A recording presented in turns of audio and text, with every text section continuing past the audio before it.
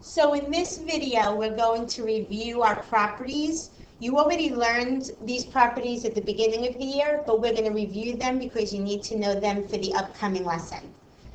The first property we're going to talk about is the commutative property of addition and multiplication. Notice how all the properties are with addition and multiplication. They do not work for subtraction and division, and we'll talk about that in a little bit. So the commutative property, an example would be 5 plus 3. What is 5 plus 3? Good, 8. The commutative property says you can switch the 5 and the 3, so we'll write 3 plus 5 instead. Notice how you still get the same sum. You get 8. That's what the commutative property says. Let's look at multiplication. I could do 5 times 3, and what would I get? Correct, 15. Notice how if I switch the 5 and the 3, I still get the same product. I still get the answer of 15. That's what the commutative property tells us. The order in which the numbers are in doesn't matter. Now let's see why it doesn't work for subtraction and division. With subtraction, if I have 5 minus 3, I would get 2. Notice how if I switch it to 3 minus 5, I now get a negative 2. Completely different answers. Same thing with division. If I have 10 divided by 5, I get the answer of 2. If I have 5 divided by 10, I now get the answer of 1/2. So the answers are different. So to sum it up, the commutative property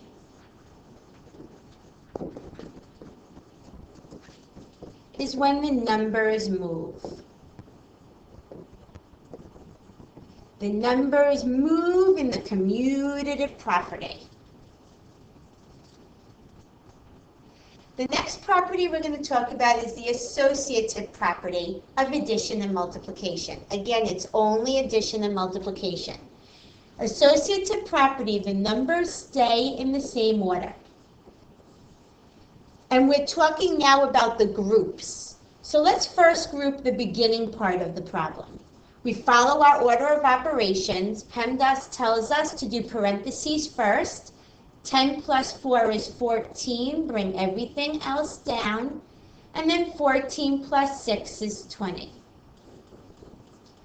Notice how, if I keep the numbers in the same order, but this time I move the group to the back, I will get the same answer. Following order of operations, PEMDAS tells us to do the parentheses first, bring everything else down, and then 10 plus 10 is 20. The answer stays the same. It works in multiplication also. If I have 3 times 5 times 2.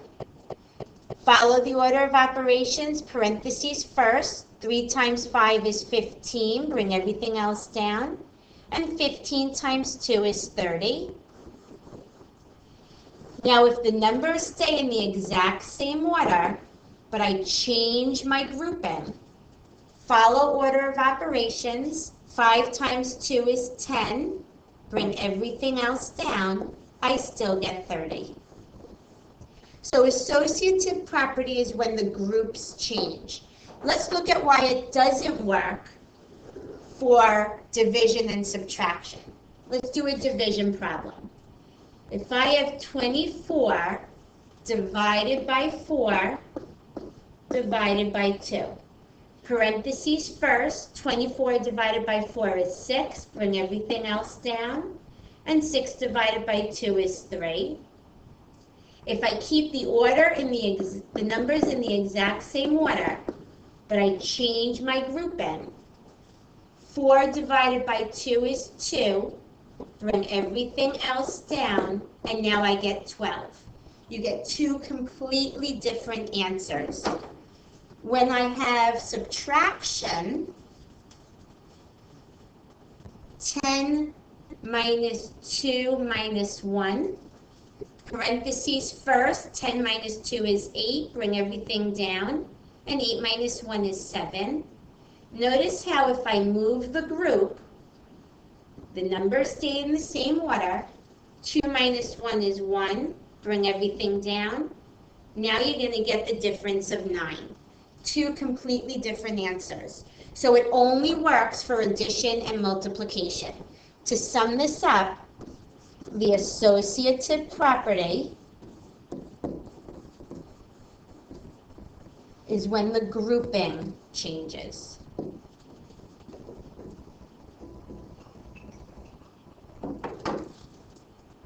Okay, so now let's talk about the additive and multiplicative identity.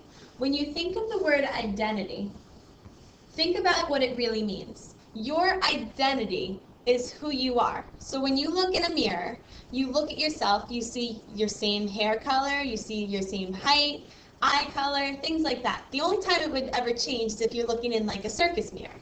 But we're not. We're looking in an actual mirror every morning to get ready. So if I'm saying, now let's look at a number 4, what could I add to this number so that it stays 4? Right, 0. That's what the additive identity is. Whenever you add 0 to a number, it keeps its identity, or it stays the same. So now if we looked at the multiplicative identity, and we looked at the number 4, we want to think to ourselves, what can we multiply by so that it stays the same, it keeps its identity? Correct, 1.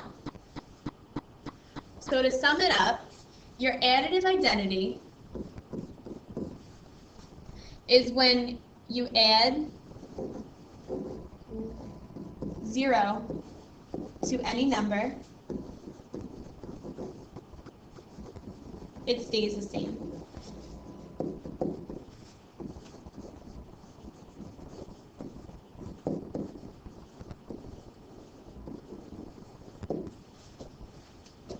The multiplicative identity is when you multiply the number 1 to any number,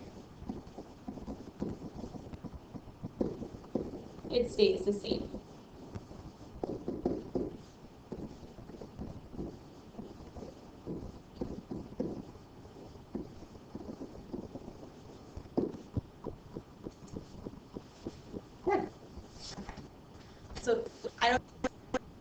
Okay, the last property we're going to talk about is the multiplicative property of 0.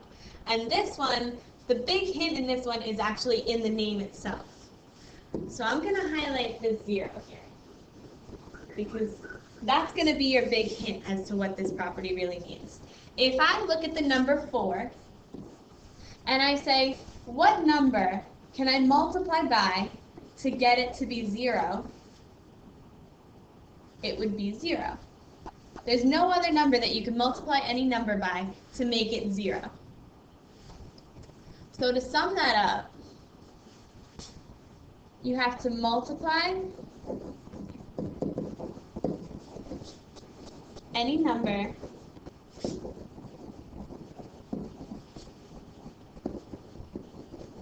by 0 to get 0.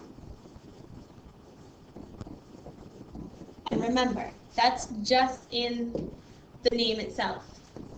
0, 0, and 0. Make sure you've been taking notes throughout this entire video.